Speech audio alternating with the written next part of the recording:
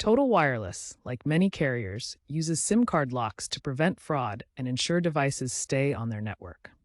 A SIM lock restricts your phone to only work with a Total Wireless SIM.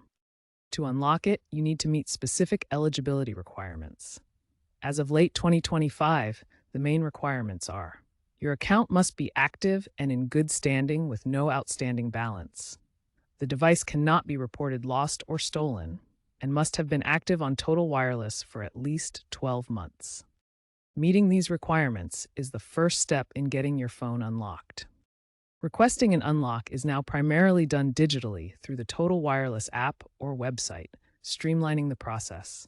Contact Total Wireless support, typically through their app, website chat, or by phone. Provide your IMEI, International Mobile Equipment Identity number, and account details when requested.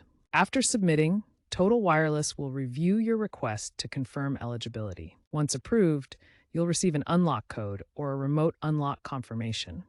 Unlocks can now take as little as 12 hours. Note that attempting unlocks through unofficial third-party methods can void warranties or even brick your phone.